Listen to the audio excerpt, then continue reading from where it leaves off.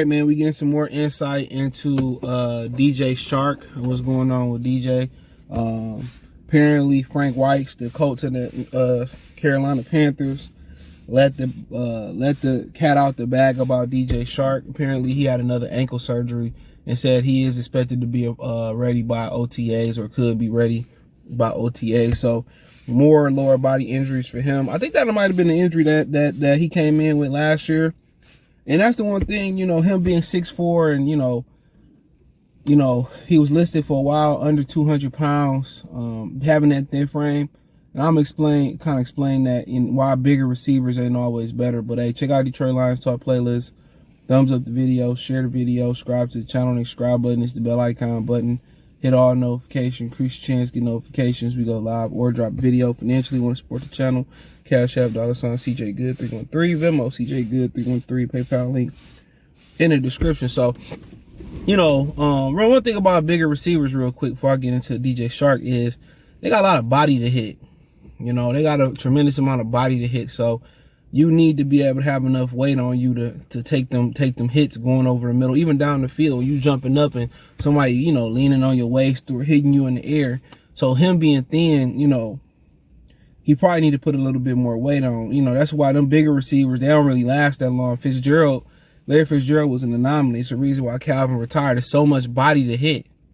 And with a tight end, they usually carry more weight. They usually a little bit more thicker than the receivers. That will make Calvin Johnson crazy. Like, 230, running the 4.3, and, what he ran a 4.3, 4.6 with somebody else's shoes on. Remember, that wasn't even his shoes. Probably wasn't even the right size, So, it's difficult. That's why the advantage of smaller receivers, they can protect themselves in the air. They don't have as much body, as much torso to be able to run into and hit too. So that's something to kind of, think about for a minute when you're thinking about all receivers should be tall and big.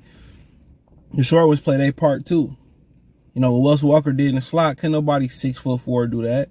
Shit, some people at 6 foot couldn't even do what he did. So, they play their part as well. But yeah, I'm pretty sure that played a part of him only getting $5 million. Okay, you came here off an injury. You dropped a lot of balls early on.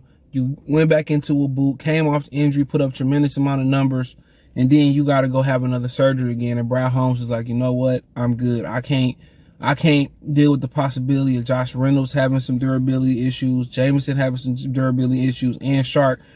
3 receivers that I got to count on having durability issues on top of Cephas coming back.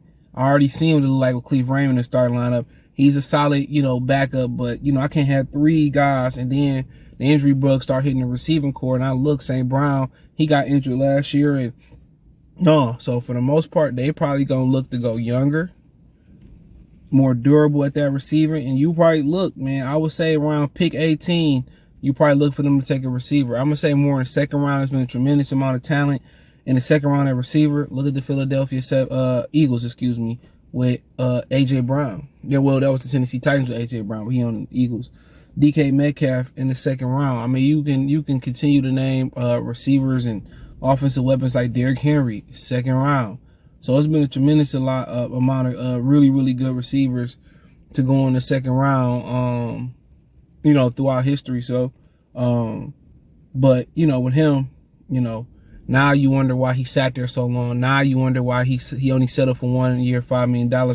Now we kind of wonder why the Detroit Lions didn't really want to match that 1 year, $5 million offer. So now we wondering why. I wonder why. Like Tupac said, wonder what they call you. We wondering why. Now you kind of see why the Lions really didn't have real interest in bringing them back, even for $5 million when they sitting on almost $30 million of cap room.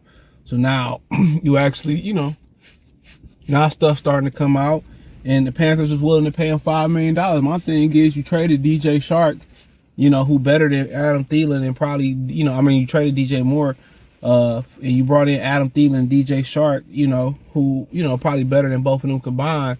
Did you really get better from an offensive standpoint?